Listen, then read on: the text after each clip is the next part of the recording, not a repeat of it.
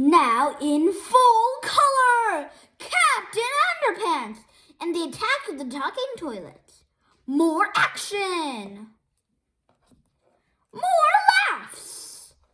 More flipple-rama. The second epic novel by Dave Pilkey, Caldecott Honor Artist.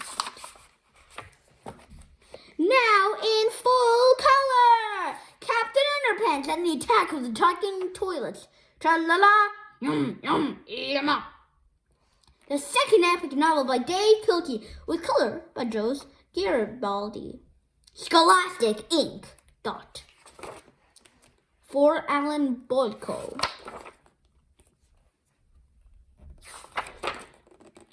Hello. Before you read this book, there's something you should know. So, Harold and I have created this informative pamphlet to fill you out on the details. Please don't let this comic fall into the wrong hands. The Top Secret Truth About Captain Underpants by George Beard and Harold Hutchins, who deny everything. Once upon a time, there were two cool kids named George and Harold. We are cool. Me too. They made their own comics about a superhero named Captain Underpants. Tra-la-la! Everybody thought their comics were funny. Except for their mean old principal, Mr. Trump. Boop, boop, boop, boop, boop. Blah, blah, blah. One time, Mr. Trump was being mean to George and Harold. Blah, blah, blah. So they bought this 3D hypno ring. Awesome! They hypnotized Mr. Trump. I will be.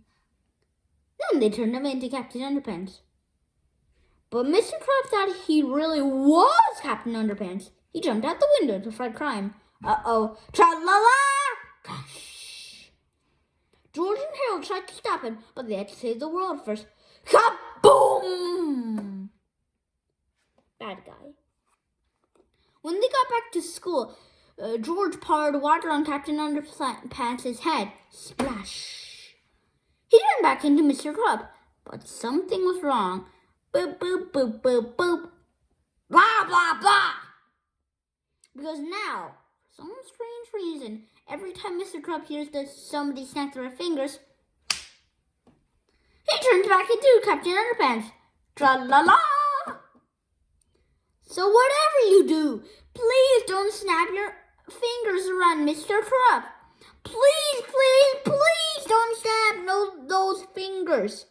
This has been a public service announcement from George and Harold, who still deny everything. Done. The end. Treehouse Comics, Inc. Chapter 1. George and Harold. This is George Beard and Harold Hutchins. George is the kid on the left with the tie and the flat top. Harold is the one on the right with the t-shirt and the bad haircut. Remember that now.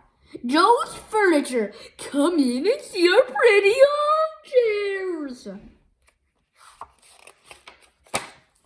Depending on who you asked, you'd probably hear a lot of different things about George and Harold. Their teacher, Miss Ribble, might say that George and Harold were disruptive and behaviorally challenged. Their gym teacher, Mr. Meaner, might add that they were in serious need of some major attitude adjustments.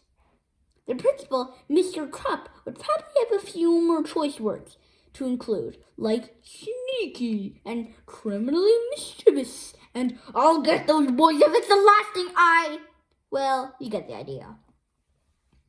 But if you asked their parents, they'd probably tell you that George and Harold were smart and sweet and very good-hearted, even if they were a bit silly at times. I'd have to agree with their parents, because down here, they're switching the signs on the sign, letters on the sign. Come and see our Joe's Furniture.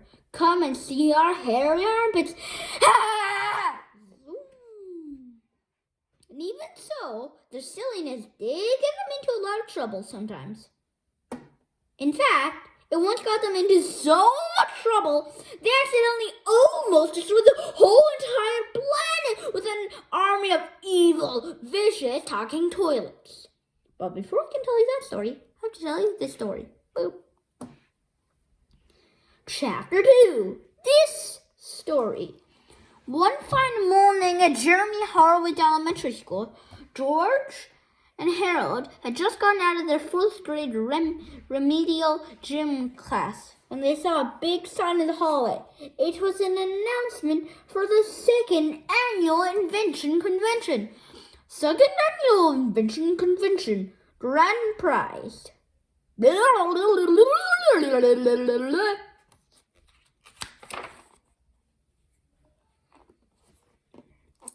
George and Harold had fond memories of last year's invention convention, but this year's convention was a bit different.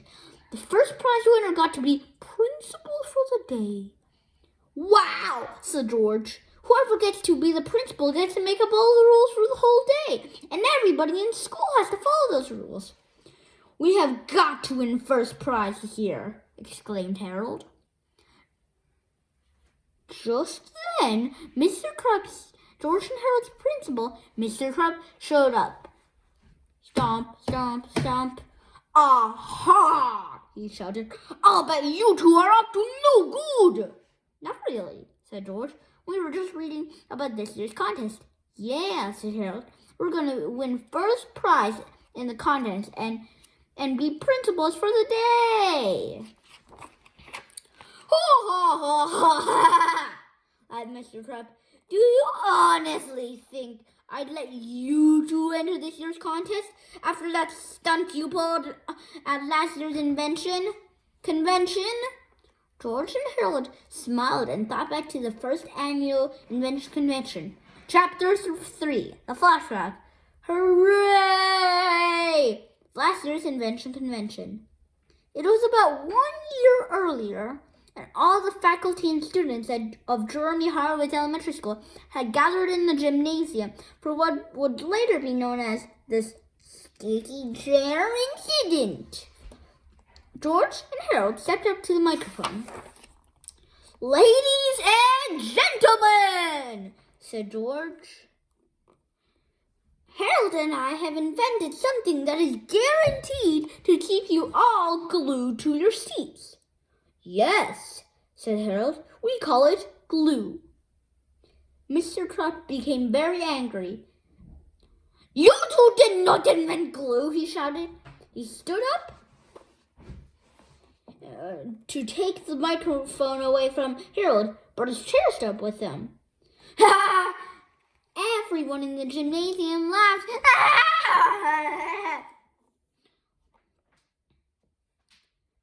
The school secretary, Miss Anthrope, stood up to help remove Mr. Crump's chair from his pants. His chair stood up with her, too.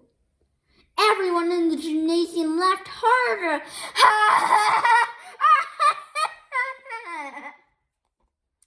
The other teacher stood up, and you guessed it, they were all stuck to their chairs as well.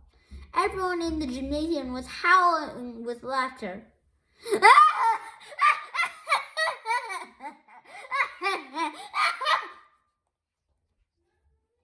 One kid stood up to go to the bathroom, and his chair came up with him.